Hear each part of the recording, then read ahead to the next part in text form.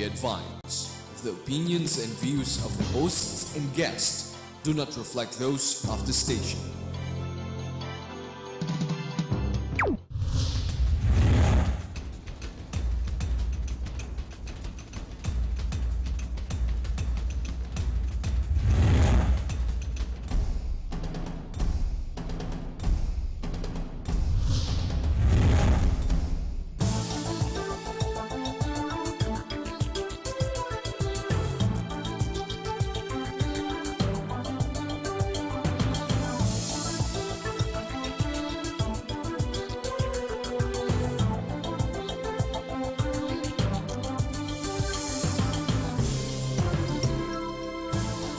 Welcome again to another week of Talk News TV with your host, Herman Tiu Laurel.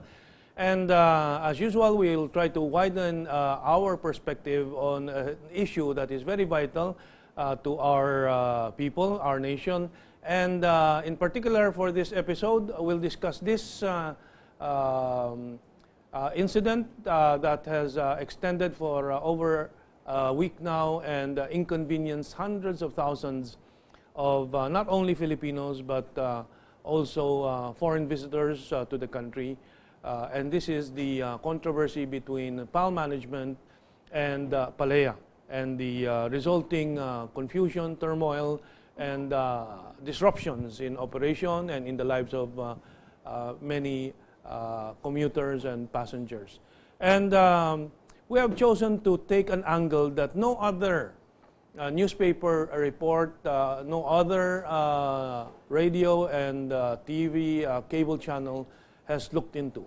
And this is the other voice of the PALEA. PALEA, which is the PAL Employees Association, P-A-L-E-A, PAL Employees Association, Philippine Airlines Employees Association, which consists of, if not, I'm not mistaken, at least 3,000-4,000 members. We'll get the clarification from four very important component of PALEA. They were also, and one of them is an incumbent who resigned out of disagreement in the track taken by the present PALEA union leadership that has resulted in this chaotic situation. So we'll have two sets. First we will have Mr. Ed Oredina, former PALEA President, Philippine Airlines Employees Association President. In fact, from late 1990s down to 2010, that long a period. And we will have an incumbent board member of the present PALEA board who resigned from, I think, disagreement over policies with the present leadership of PALEA.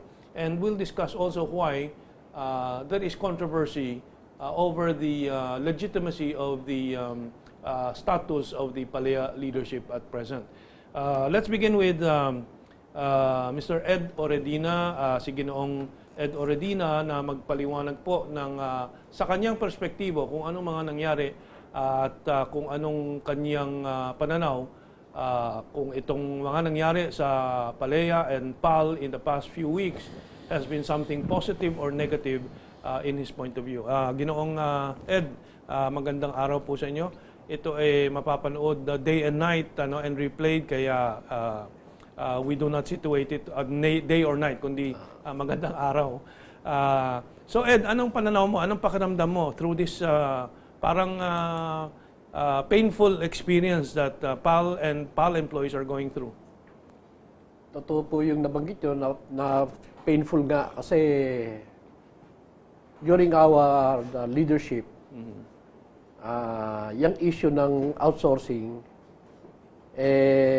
tinalakay namin ng malaya at very democratic and very collective ang mga usapan ng board ko dyan kasi nga ayaw naming mauwi ito sa sinabi nyo, yung painful.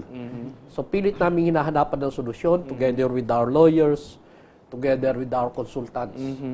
Hinanapan talaga namin ng solusyon yan. Marami kami sinuggest sa PAL upang maiwasan yung outsourcing.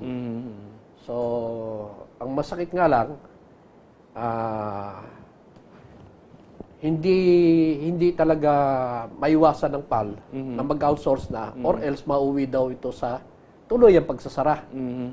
So, during that time, wala na kami nagawa, kundi talaga magkaroon ng third party. We filed the preventive mediation muna sa Department of Labor at dala namin ng 500 Palaya members nung i-deliver namin yung preventive mediation. So, habang dumadaan nauwi rin to sa dulo, filing ng notice of Pero strike. kanina, nung pinag-uusapan natin ito off the air, yung naisip niyong win-win solution sana dito, yung halimbawa, imbis na 100% of the separation package, gawing 200% and so on.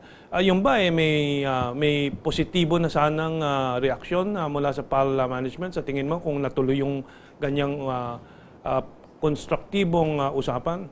Pwedeng may ganung patunguhan Kaya nga lang binatikos din ng current leadership kasi nga paparating kami sa eleksyon So, kumbaga, kung ikaw ang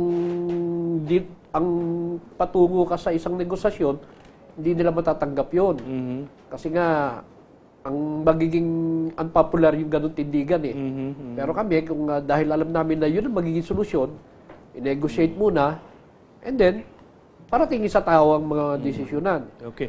In a while, we'll go to Ched, but before we do that, let's get a picture of the airline industry. Kasi naalala ko, nung ito ay, when I was a kid, ang Philippine Airlines was government, Yes.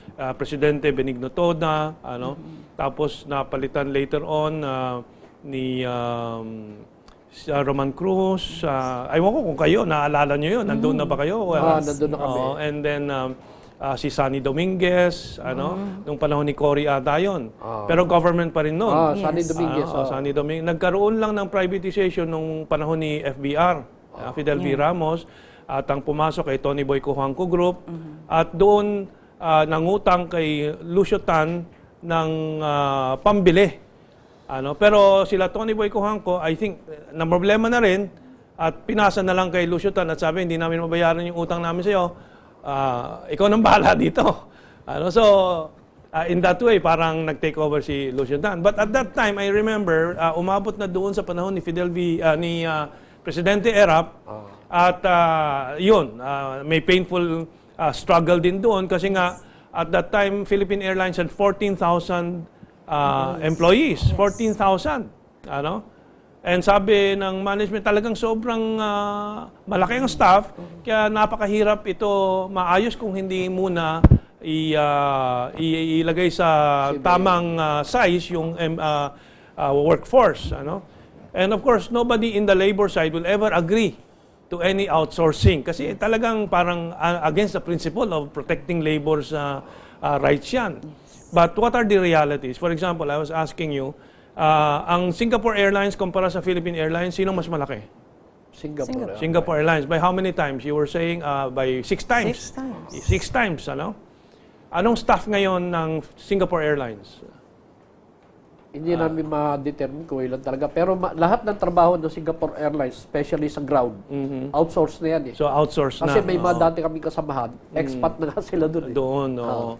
And from what I hear, mga 2,000, 3,000, no? Nung panahon kasi nung controversial, na-raise nga yan na ang Singapore Airlines, ganito kalaki, ay siguro 3,000-4,000 maximum ang empleyado yung directly with the Singapore Airlines. And the rest is outsourced. No? So the principle is not new. Hindi lang dito, nakikita natin sa 20 ibang years bansa. ago, marami na outsourcing. Unang-una nag-umpisa niyan, Eva Air. Okay. HRD nga nila, outsourced 20 years ago. Human Resource Development nila. Kasi- Eva Air is Taiwanese airline, Oo, okay. So, let's go to Linda. Linda, you are... Si Ched po, si Ched. Si Ched, I'm sorry. Ched, you were elected along with this present board. Yes, sir.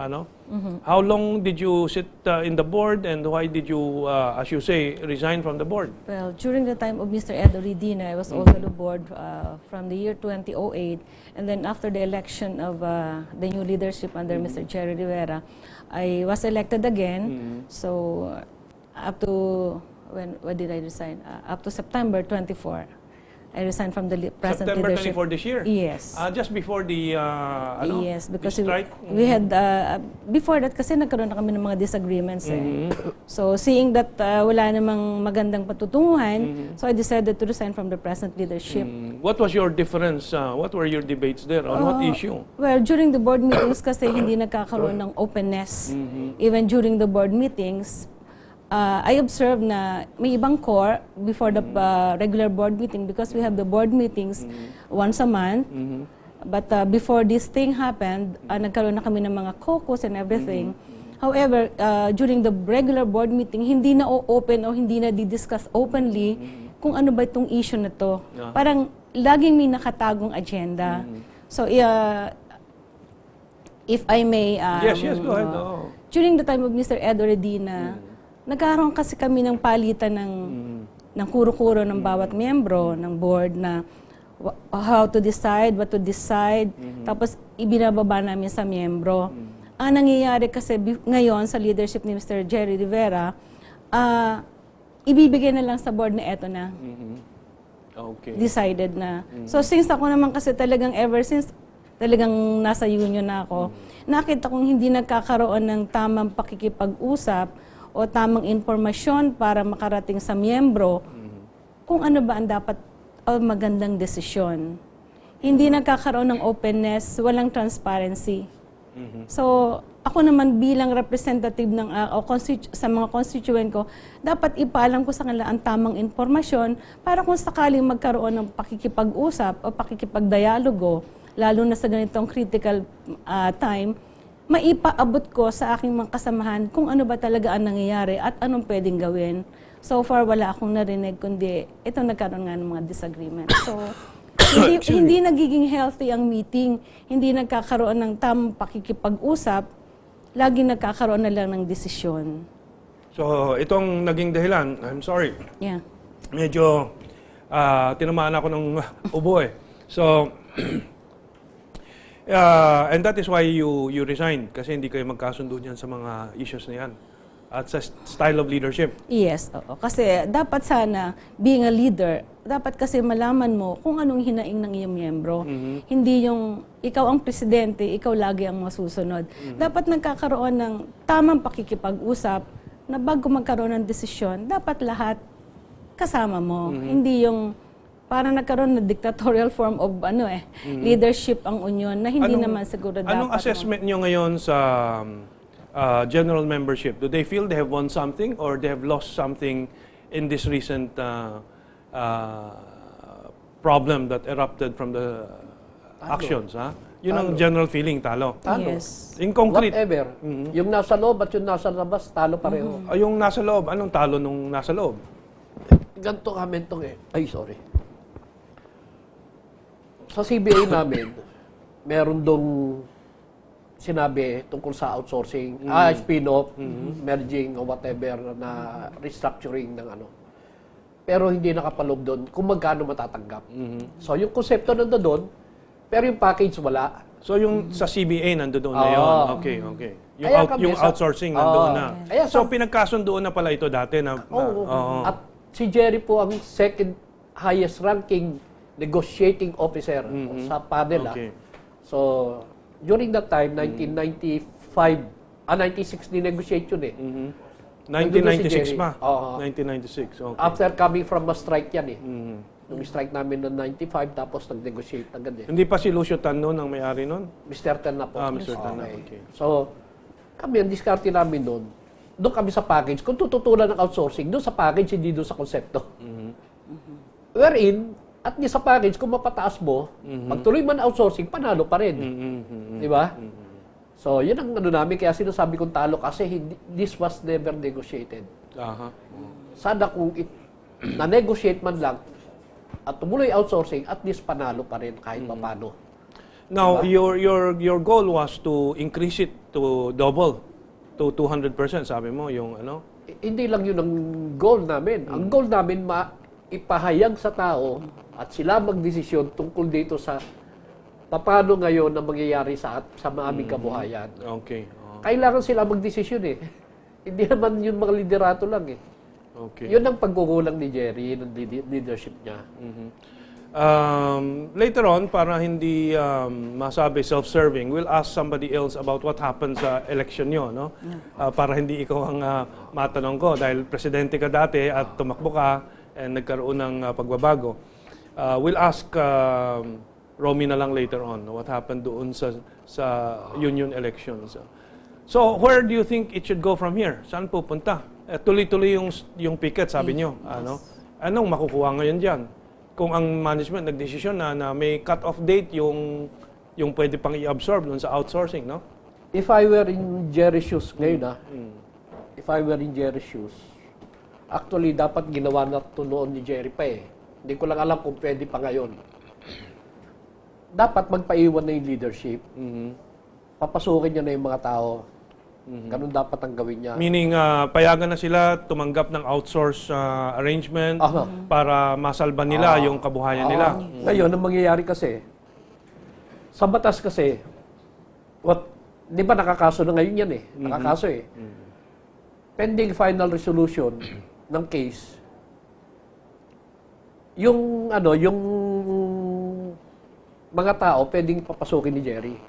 Kaya dapat, sa quit claim ng mga empleyado na tatanggap, ilagay doon yung without prejudice to the case so and so, pending final resolution. So yung mga tao, tanggap nila yan, kung manalo man ang palaya, di magbabayad ang PAL ng whatever damages. Ganun sa nangyari, di ba? So dapat ganun ang nakikita naming solusyon na gawin dito. Nagtataka ako, bakit hindi ginagawa ng leadership? Na instead na sila nagkakadlong, they are using the people as shield. A shield. Dapat sila mag-shield doon sa tao. Okay. We have our last 2 minutes. We'll ask the next minute, Linda, kung paano sana ito naiwasan at win-win. Si Ched. I keep mixing the two names. No? Ched, Yes. may paraan ba noon na magka-win-win instead of mukhang ngayon lose-lose? Ano? Talo ang management dahil malaking kalugihan. Ang publiko, malaki ding kalugihan, and of course, the workers. Kasi bago po magkaroon ng ganitong kaguluhan, actually nagkaroon po ng patawag ang management noong August to sit down with them and discuss this thing. Ang nangyari po kasi na-turn down po ang invitation ng management, ng leadership, saying that mayroon pong ibang, may ibang appointment. But kung ako talaga ang tatanungin, since I'm still with them, para mababaw yung may ibang appointment. Kasi mahalaga to. The lives of 4,000 to 3,000 people. Talagang ayaw makipag-usap. Yun na nga po. Kaya nang makita ko na itong ganito mga desisyon nila, they should have tapped somebody from the board. Like me, I was not there in the meeting na sinasabing natin. I should have gone with somebody else na pwede lang i-appoint to sit down with management and, hey, ano po ba yung pwede natin pag-usapan for our members. Pero nangyari po, nawala na po ng communication between the leadership and management after that. Okay, final word for the first half kay Ed. Okay. Ang ano ko lang po, malaking opportunity yung sinayang ng PALEA. Yung time na sinabi ng yung Office of the President, kung open sila para sa improvement ng package. Dinala nila sa Office of the President, dapat hinayaan nilang magbukas yung yung opening ng improvement ng package. Kasi kung talaga namang hindi pa rin tatanggapin ng tao yun, at least kung i-strike man, alam mo kasama mo tao. Hindi tulad ngayon, hindi nila alam kung kasama nila tao. Okay. At the same time, isa na lang po, siguro ang pinakamahalagang nakikita kong bakit hindi nangyayari ngayon, sa laban ng PALEA, ever since, side by side kami ng maaming mga lawyers sa picket line. Bakit ngayon hindi ko nakikita yung lawyer nila? Ano ibig sabihin? Umiiwas bang matanong tungkol sa mga legal questions? Yun lang po ang nakikita kong pagkakaiba sa mga strike ng PALEA. Okay.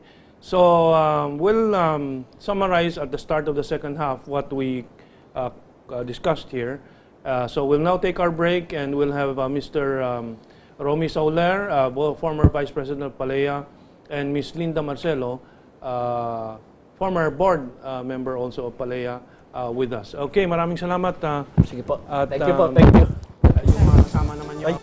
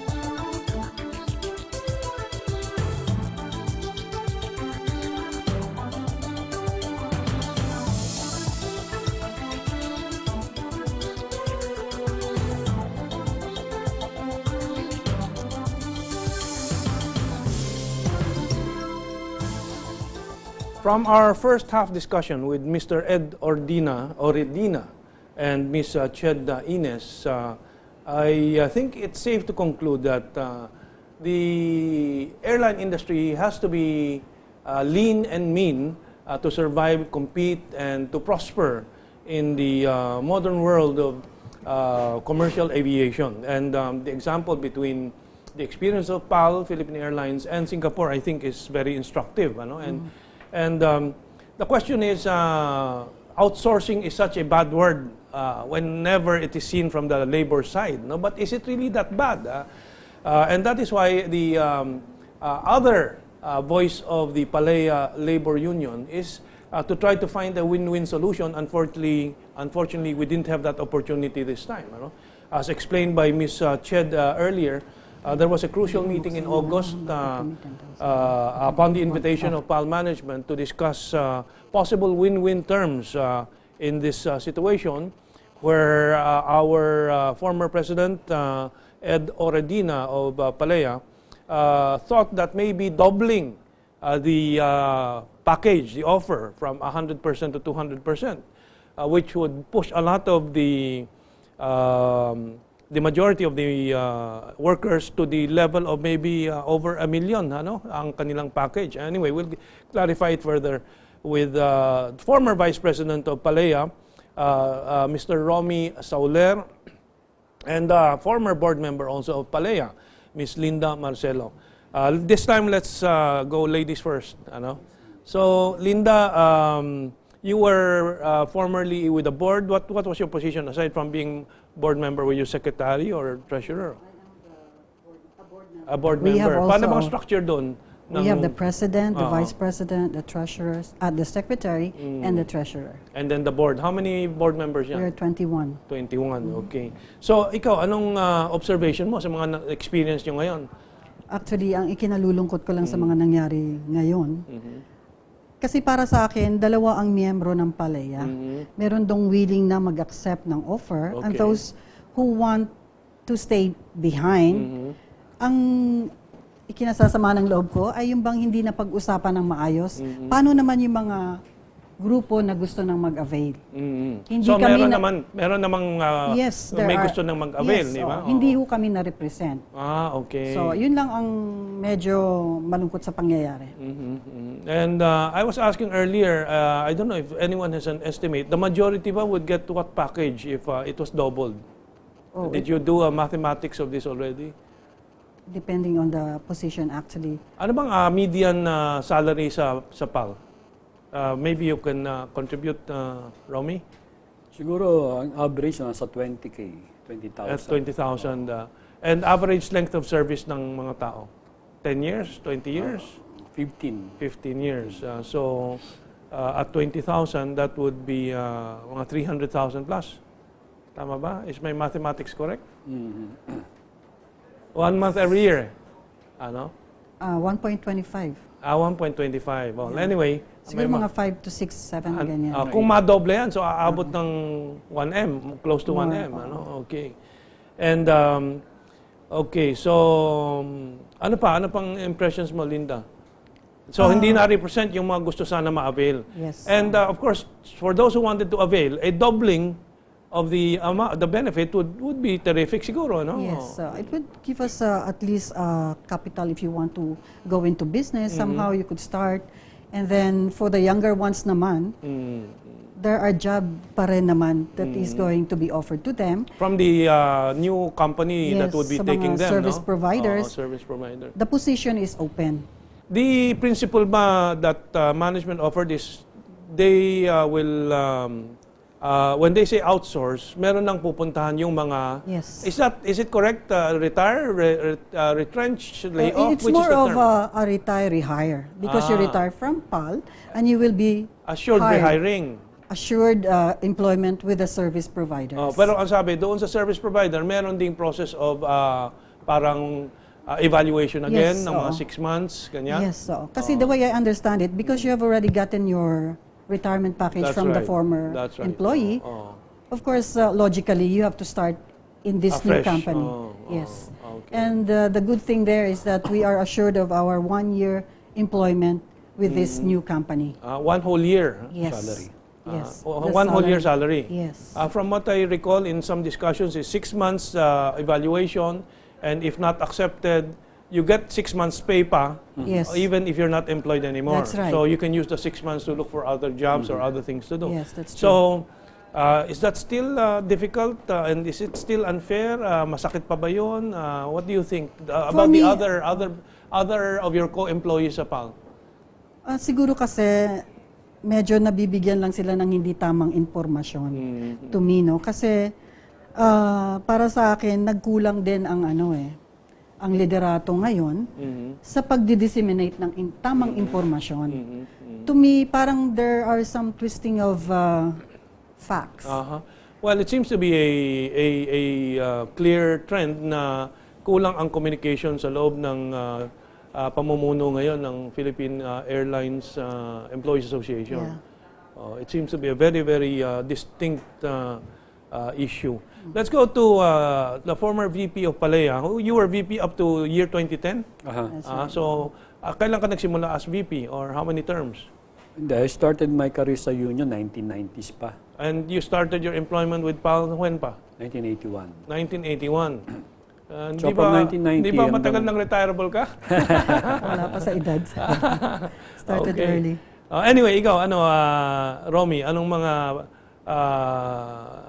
maidadagdag mo doon sa ating mga pinag-usapan na at yung napaliwanag ng presidente ninyo ng Palea dati? Yun nga, nabanggit kanina ni Ed, no?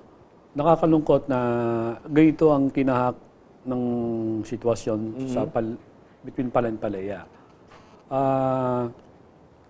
Sinasabi nga namin before pa, nung kami incumbency namin, hinatag na sa amin ng PAL through the PAL President, Mr. Bautista, informing us na they have their plan to outsource, or kung hindi, PAL is in the brink of collapse.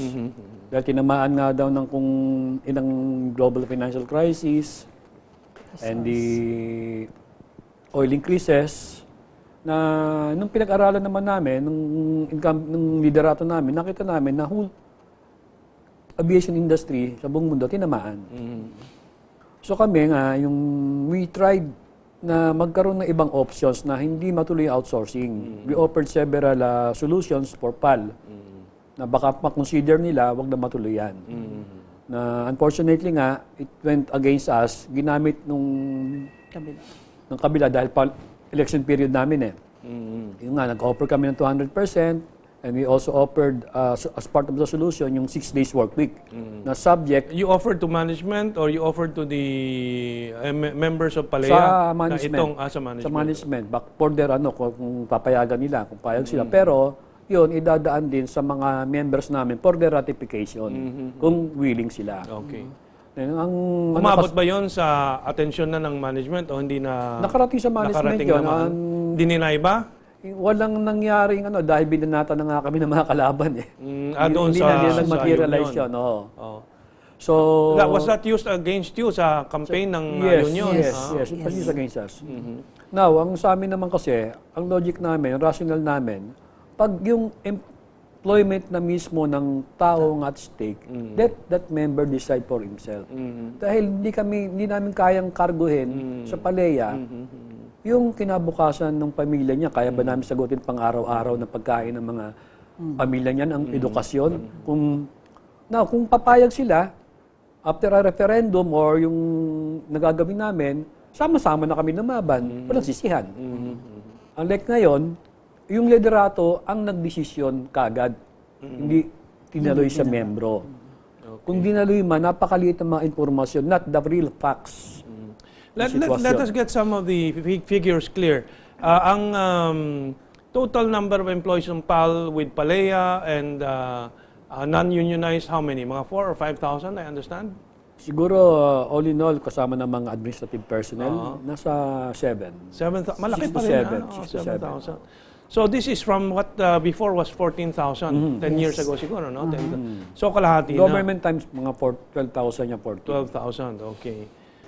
So hindi pa rin naging viable given the situation today itong kalahati na ang nabawas sa staffing ng Well, makita natin, ganun ang nangyari. So, Okay. hindi pa nga. Okay. And the goal now of this outsourcing is ang Palaya members ilan? Mga Now, as of now, 2,000. 2,000, almost 3,000. 3,000. Yeah. But of the 3,000, ilan ang talagang retained sa sa Philippine Airlines core administration ba 'yun? Di ba mga 1/4 hindi naman involved dito sa outsourcing? Yes, Mga no. Hindi 1/4. kasali. So, Para matitira niya kami ito, siguro roughly nasa 800 na. 800 ang matitira. Okay, Magiging- 800. Oo. Okay. Doon sa mga after the strike, ilan dapat ang i-outsource, di ba? 27? 2,600. 26, ano? And after what happened, I understand merong gustong tanggapin na lang yung outsource na proposal. Yeah. Any idea kung how many is this? Ito ba'y napasubo lang sila kaya nagdalawang isip sila ngayon na maayos sana at mapagpatuloy yung kanilang Mahirap kasi employment? pangunahan ng mga nasa isipan nila, Kamentong, ano? Kasi nung tinatahak nga namin itong outsourcing issue, at nag-file na nga kami ng notice of strike sa Department of Labor, yung incumbency namin, we emphasize to our members na ito is a different laban. Ibang klaseng laban itong tatahakin natin. This is not ordinary CBA o ULP. Ganon. Okay. So, nagiging very transparent kami sa kanya para kung sakali mang dumating nga sa puntong magkakagipitan, walang sisihan. Okay. May sisihan ba ngayon after the past week or two of this? Siguro, history will judge na lang kung anong mangyayari, kung makikita na natin nila na for themselves na all is lost. And right now, hindi pa umaabot doon na parang feeling may pag-asa pa. They are still being given false hope by the current leadership Yeah. na everything can still be salvaged. Linda, do you agree that it is false hope? Kasi mukhang malinaw na kay Romy that this is false hopes. I would say it's gano'n na nga, no? Kasi sa totoo lang, parang ngayon lang yata tumagal ng ganito kahaba ang aming strike. Dati kaagad na naman nare-resolve. But this time, may mga sinasabi kasi silang mga gusto nila mag-AJ, mag-assume jurisdiction o maglabas ng resolution kaagad ang Court of Appeals, which is quite far-fetched. Because the way the wheels of justice grind Yes. dito sa atin, it takes years, ano? Yes. Oo. And okay, in the meantime, what are the employees doing? Kasi yung mga nagpipiket kung lahat naninindigan doon sa side na yon, yung picket should be over 1,000 people. Totoo. Do we ganun. see those numbers? Pero, Wala no. ho eh. So, anong situation kaya nung mga yon na alanganin sila or ilan bang nakikita doon sa picket right now? I haven't been able to see any of the Well, as per ang mga report ho sa amin, siguro ang greater number ng mga PAL-affected employees nasa around 200 to 300 lang ho nandun. well, the pero- purpose of actions like that is to try to disrupt Work. work, and so the question is, are they able to disrupt at this time? Or you're not in a position to say I am not in the position, pero let's just basis sa mga lumilipad na flights ng PAL ngayon. No, Normal na ba? As per news, nagno-normalize na. Tsaka, ang problema nga ho, iba nga sinasabi ko, very peculiar yung sitwasyon ngayon ng itong labor dispute na to. This is not ordinary CBA o ULP issue. Na, kaya nga, nasa labas ng mga taong to. And sad to say nga, there are some people o elements from the outside who's trying to infuse o sinisilihan pa itong sitwasyon ng Palaya. And Linda, who are these forces outside? Are you private to this? No, I'm not. But I would like to Yes, inject yes, lang go that ahead. ang maganda dito, for me kasi ang dami yung volunteers to help out in the continuous service somehow of... Really? Oo. Yes, meron kami mga retired na mga crew, mga flight attendants. Okay. Meron din naman sa aming mga admin who help So out. baka sabihin ng President Union, scabs yan at ano? No, Ah, no, kasi wala na sila sa PAL mga okay. retired na sila. okay, Yes. tama. Oh, that's right. They're trying to help out kasi ayaw nilang magsara ang Philippine Airlines. That's right. Oh, Yeah. Do you think it can reach that point? Well, one of the success that can be claimed by the militant side of the union, no, is if they can stop the outsourcing. Is it being stopped? That's a question. Ano? Kamentong, can I make a comment on that? Yes. Oh. Yeah, ganito Kamentong, no? Thankful ako na banggit mo yan. Nakalimutan namin Ed. Nagtataka lang kami, bakit itong outsourcing ng PAL, nagganyanan, nagsawsawan itong mga, yung sinasabi natin mga Yung outside grupo. elements. Oo. Bakit nung in-outsource ang PLDT, San Miguel, Meralco, nasaan sila? Wala sila. Yan ang mga naunang na-outsource Find only now na itong PAL. Kaya nga maraming na-outsource doon sa halimbawa call centers, di ba? Yes. Yung mga customer service yun, no? That's part of customer service. Kaya pag tumatawag ako doon sa may reklamo ko sa telepono, hindi na yung service provider nagbibigay, kundi yung call center na. Oo. Di ba ho? So, yes. No. Bakit Why ganun? kaya? Do you have can you offer any answer there? Mayroon bang gustong magtayo ng sariling outsourcing na doon ipapasok? Yung bang posibilidad? Posibilidad lang. Do you have any comment on that? Linda, don't look at the... Tingin mo sa akin? Hard to say. Okay, I'll give you a way out. Difficult to... Very difficult to say, Pero the question is being raised So anong posibilidad? Outsource na regular. Anong ibig sabihin nun? Can you interpret that? Hindi, yung sinasabing, itong sitwasyon ng PAL, Palaya, yung ino-offer na trabaho ng service provider, as regular ka. Regular. Although you will have to Yung pass. iba, contractual lang, no? No, regular ho talaga. Ito nga, Hindi, regular. ito sa atin. Ini-offer. For us, yes. Yun. You just have to pass the evaluation period, 6 months nga. Then regular na. That is, para ma-determine kung gaano ka ba ka-effective, so I can determine kung magkano dapat ko ibayad sa'yo ng service provider. Ganon. So, misnomer yung sinasabi ng kabila na contractualization yan. So sinasabi ng kabila, contractualization. Kaya so that's an outright inaccuracy. Yes, precisely ho. I heard from some other people that one of the possible vested interest of the labor leaders, not referring to you, of course, since you have a different approach, is that they don't want the outsourcing to happen because then they will no longer be the labor leaders. Yung ba totoong consequence? Maaari, pero kung magiging masyado kang mag-iisip ka lang, may ibang ways pa. Sabi nga, there are 1,000 ways to skin a cat. You can go, maraming pwedeng gawin You can still have a union there. Diba? Okay.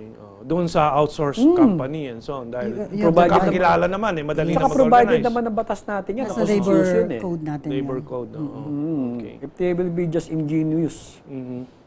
So, ayoko mag-isip ng masama, pero baka may ibang agenda dito yung mga nandyan ngayon sa liderato. Making use of this Palaya issue at the expense of the members. Now, let's go to a more positive question. Yung mga gustong makipag-areglo na lang para makapagpatuloy na sila sa empleyo nila kahit na doon sa outsource entities, anong proseso ngayon? Are you privy to this? Do you know what's going on? Hindi ho na namin masagot yan. We're not privy to that kung ano man yan. Siguro they have to signify their intention sa service provider na. Dediretso na sila doon. Siguro ho, ganon. Nawala na ba ang offer ng package doon? Kung ganyan. Well, Linda, we cannot say that. There was an option. I mean, there was a time limit given until... September 30, I heard? That was that's 9 right. muna, 9. Tapos The first one was September 9, then it was moved to the end of the month. And, okay. So for those also who will be signifying their intent, they will be accepted, pero hindi lang ho sigurado kung kailan sila patatawag. Kasi, of course, these service providers have also hired other applicants. Okay. Outside Oo. applicants. So meron pang nawala yung posibilidad na Yeah. ma-empleo sila. So Yeah. malaking pananagutan ng current leadership, ano? Kasi it goes so, na ayaw mo sa programa, hindi ka nagsigli pa ng intention. So siguro, ako, layman's point of view, hindi ka kasali dyan. Kung ano man yung order ng department, ano Malacanang na yan. Okay. So you just go to the legal process na lang. Last few minutes here that we have, I raised the question of the role of the government as the party to provide the leadership and the way out of this impasse. Ano? Ang sariling tingin ko ay nag-fail ang gobyerno. Nag-fail ang gobyerno because this was already expected, this crisis. Are you in a position to comment on what the government should have done or what could have been better from the government end? Linda, I would Romy? pass the bucket to Romy. Alam nyo, I can only say na kung parehong may failure Yung nabanggit nga kanina ni Ed, the government through the efforts of the Office of the President then, nagbigay ng opening sa PALEA. Noong Pebrero, yung meeting. Yes, no? yes. And unfortunately, nandun pa rin yung hardline stance na no. Instead of, let's say, asking for yung bigger package Yes, or alternatives like that. No? And sa part naman ng government, siguro they should have been more decisive in pursuing na whatever course of action na they may think na para maiwasan yan. Hindi mangyari itong ganitong sitwasyon ngayon. Pasay. Okay. So, after this program, you'll see your old colleagues there and so on. What will you be doing? What will you be telling your colleagues, the 3,000 colleagues of yours in PAL and now outside of PAL? Ano pang magagawa? Yun na. Siguro dun sa mga hindi pa nagsisignify ng kanilang I would encourage them to take the package for now and later on after a year, let's say na hindi mo nagustuhan, of course you're free to leave and look for another job. Okay. And with your retirement benefit, you can start a business or whatever. Okay. And Romy, you're now put in a difficult position to speak for everybody in the former PALEA board and the incumbent Yes. to resign. Kasi ikaw nandito yan, ano? What do you advise everyone to do? Well, I would advise everyone to do, lalo na yung mga nasa apektado nitong programang outsourcing, lawakan natin ang isipan natin. No? Think of your family's future. No? At also think of the future and welfare of your co-workers in PAL na nandyan ngayon na hindi apektado nitong outsourcing.